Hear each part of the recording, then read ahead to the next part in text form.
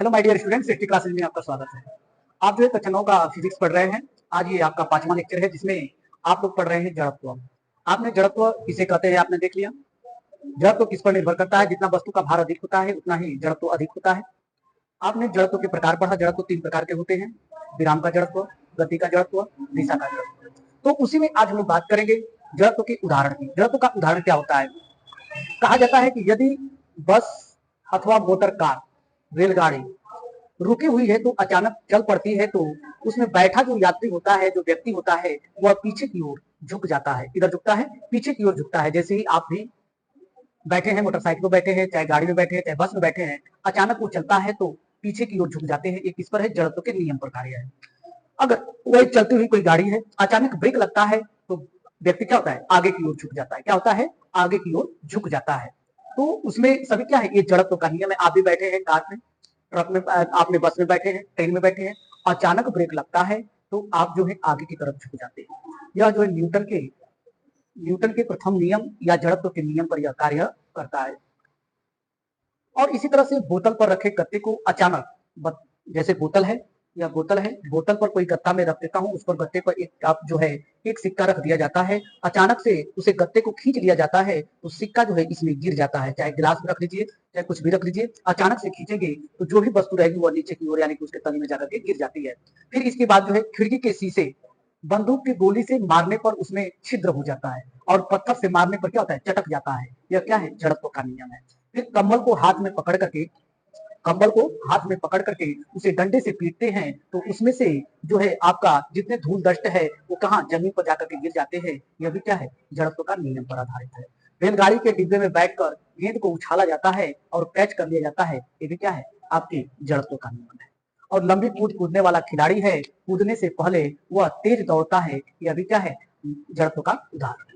तो इसी तरह से जड़त्व के उदाहरण हो गए। तो आपने जड़त्व देख लिया, आपने जड़त्व को पढ़ लिया, समझ लिया। अब हम बात करेंगे रेखीय संवेग, liner management, liner momentum. Liner momentum यानी कि हम रेखीय संवेग कहते हैं। कहीं कहीं आपको संवेग लिखा होता है, इसे हम क्या कहते हैं? रेखीय संवेग। रेखीय संवेग, इसको हम कहते हैं लाइनर मोमेंटम कहा जाता है। अब यह रेखीय संवेग किसे कहा जाता है? कि द्रव्यमान तथा वस्तु के वेग के गुणनफल को संवेग कहते हैं। वस्तु के द्रव्यमान तथा वस्तु के वेग के गुणनफल को संवेग कहते हैं। इसे हम P से प्रदर्शित करते हैं। लिखा जाएगा वस्तु का द्रव्यमान, वस्तु के द्रव्यमान तथा वस्तु के वेग के गुणनफल को संवेग कहते हैं। संवेग कहते हैं। अब यह संवेग हो गया। अब संवेग इसे हम कैपिटल P से प्रदर्शित करते हैं। इसे कैपिटल P से प्रदर्शित करते हैं।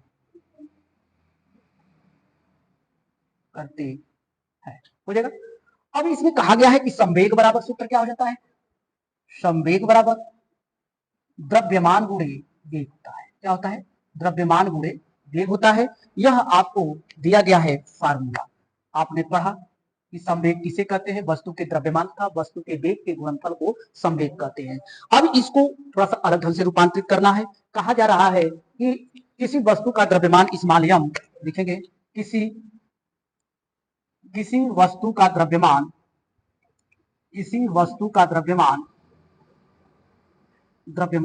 स्मॉल m तथा वस्तु का वेग भी, वस्तु का वेग भी है तो वस्तु का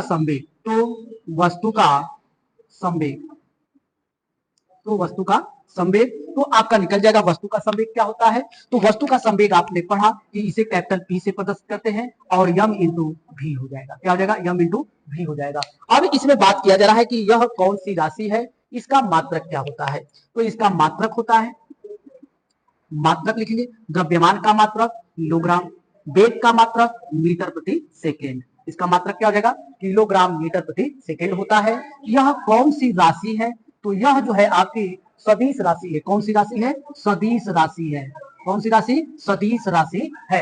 यह आपके संवेग हो गया। इस संवेग का प्रयोग करके हम न्यूटन का द्वितीय नियम का हम लोग रूपांतरित करेंगे। तो न्यूटन के द्वितीय नियम को ही मैं पढ़ाया था आपको कि इसे हम आवेग का नियम या संवेग का नियम भी कहते हैं। उसमें संवेग के नियम का रूपांतरित करना है, इसलिए उसको संवेग का नियम कहा गया है। संवेग से ही आवेग का नियम और संवेग तथा आवेग के नियम के संबंध को हम स्थापित करेंगे।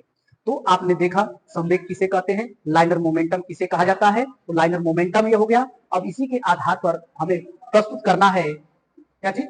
न्यूटन के द्वितीय नियम। आप हमारे चैनल को लाइक से सब्सक्राइब कीजिए, सपोर्ट कीजिए और मैं आपको बहुत बेहतरीन से बेहतरीन वीडियो देने की कोशिश करूंगा। हर साल हर समय आपके फिजिक्स केमिस्ट्री का हुआ, मैथ का हुआ, आपको पूरी की पूरी आपको वीडियो प्रोवाइड की जाएगी। बहुत बहुत धन्यवाद। Thank you.